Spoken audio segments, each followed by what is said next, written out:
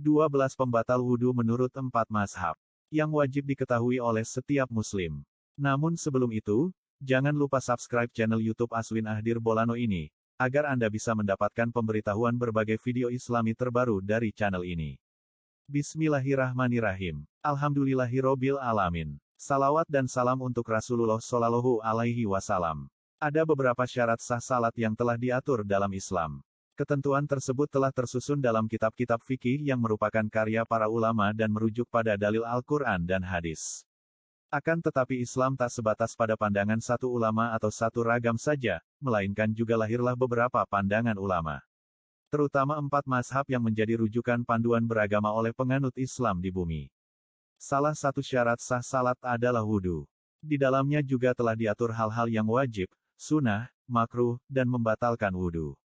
Pada video kali ini akan menampilkan beberapa hal yang membatalkan wudhu dalam perspektif 4 mazhab.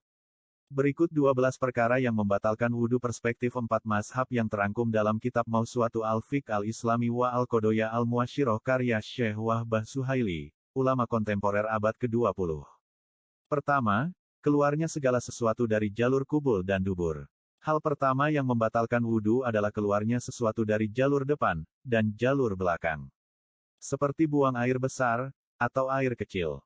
Begitu juga madzi, atau cairan yang keluar karena syahwat dialami laki-laki dan perempuan, wadi, atau cairan yang keluar karena kelelahan, atau yang keluar setelah kencing, atau sesuatu yang tidak biasa keluar dari kedua jalur tersebut seperti cacing, darah, dan lain-lain.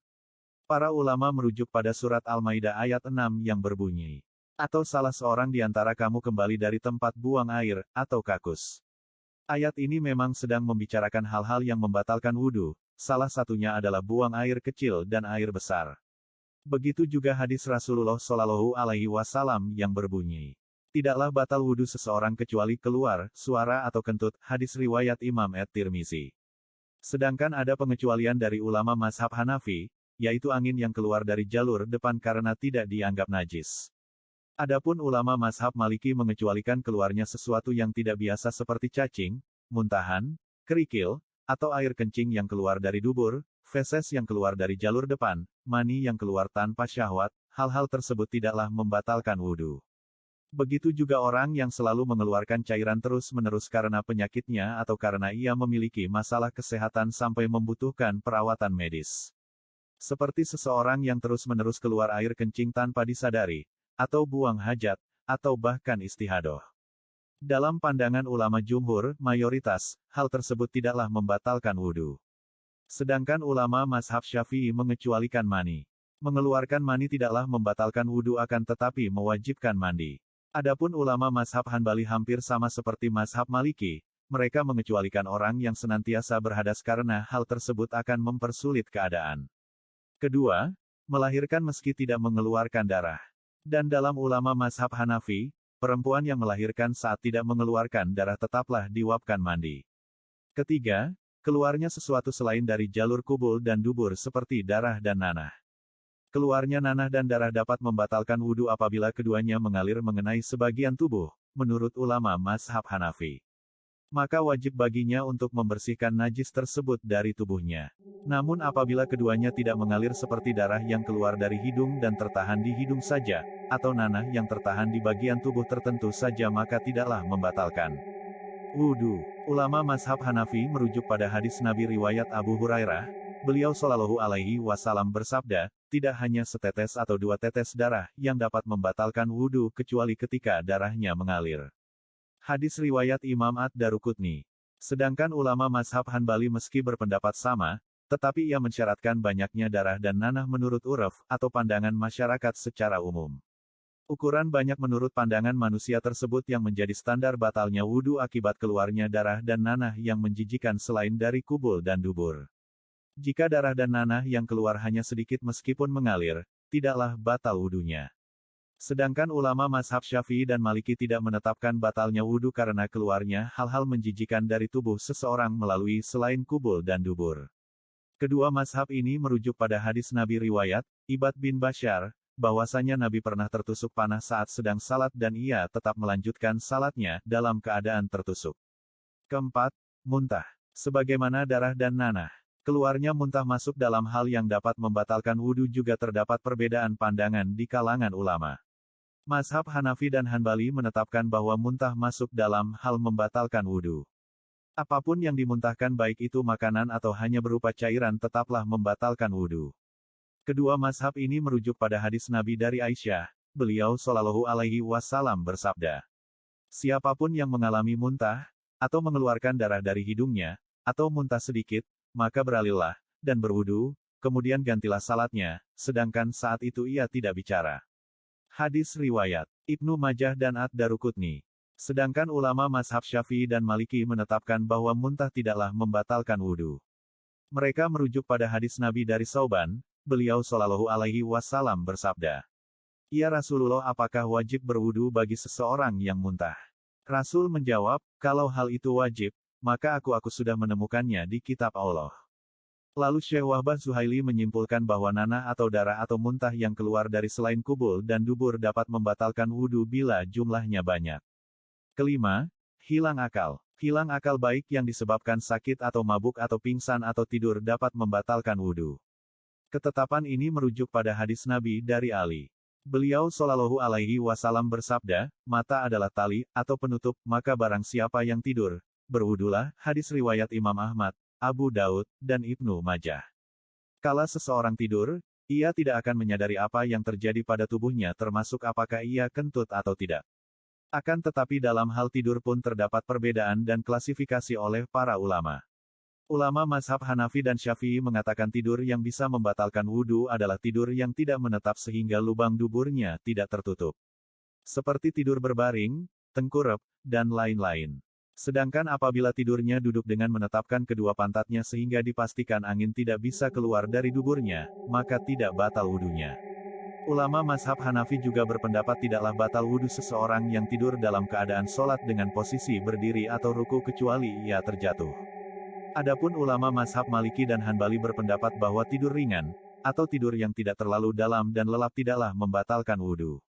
Tidur ringan yang dimaksud oleh mereka adalah saat seseorang tersebut tidur tapi tetap mendengar suara, masih menyadari keadaan sekitar. Mereka merujuk pada hadis yang menceritakan bahwa saat sahabat menunggu waktu salat Isya sampai kepala mereka terkantuk-kantuk kemudian mereka salat dan tidak berwudu. Bagaimana kalau ia ragu apakah tidurnya masuk kategori ringan atau berat? Jawabannya adalah kembali pada hukum awal yakni tidak batalnya wudu. Tapi jika mereka bermimpi dalam tidur, sudah dipastikan itu adalah tidur berat. Kalau hanya sekadar mengantuk, hal tersebut tidaklah membatalkan wudhu. Keenam, menyentuh perempuan dengan syahwat, meskipun istri sendiri. Namun jika tanpa syahwat maka tidak membatalkan wudhu. Ketujuh, menyentuh kemaluan baik kubul atau dubur. Menurut ulama mayoritas, menyentuh kemaluan depan atau belakang bisa membatalkan wudhu, sedangkan pandangan ulama mazhab Hanafi, menyentuh kemaluan tidaklah membatalkan wudhu. Ulama mazhab Hanafi merujuk pada hadis Talq ibn Ali. Seorang laki-laki menyentuh kemaluannya, apakah wajib baginya untuk berwudu? Maka Rasulullah menjawab, sesungguhnya itu adalah bagian dari tubuhmu, dan daging dari tubuhmu. Hadis riwayat Abu Daud, At-Tirmizi, An-Nasa petik terbalik Ibnu Majah. Sedangkan ulama mazhab Maliki menganggap bahwa hanya menyentuh kemaluan depan yang dapat membatalkan wudhu, sedangkan dubur adalah bagian yang terpisah dan tidak membatalkan wudhu. Wudhu akan menjadi batal apabila ia menyentuh kemaluan depannya dengan telapak tangan bagian dalam, atau jari-jari bagian dalam tanpa penghalang, baik sengaja atau tidak. Sedangkan jika yang ia sentuh adalah kemaluan milik anak kecil maka tidak batal. Adapun ulama mazhab Syafi'i dan Hanbali menganggap wudhu menjadi batal apabila menyentuh kemaluan, depan dan belakang, baik miliknya sendiri, atau milik orang lain. Baik kemaluan manusia yang masih hidup atau mayit, orang dewasa, atau anak kecil, sengaja atau tidak. Kedelapan, tertawa terbahak-bahak. Tertawa terbahak-bahak bisa membatalkan wudhu hanya dikeluarkan oleh mazhab Hanafi, sedangkan ulama mazhab lain tidak berpendapat demikian. Mereka merujuk pada hadis Nabi yang mengatakan bahwa siapapun di antara kalian yang tertawa terbahak-bahak diperintahkan untuk mengulang salat dan wudunya. Akan tetapi pendapat ulama mazhab Hanafi tidak begitu unggul.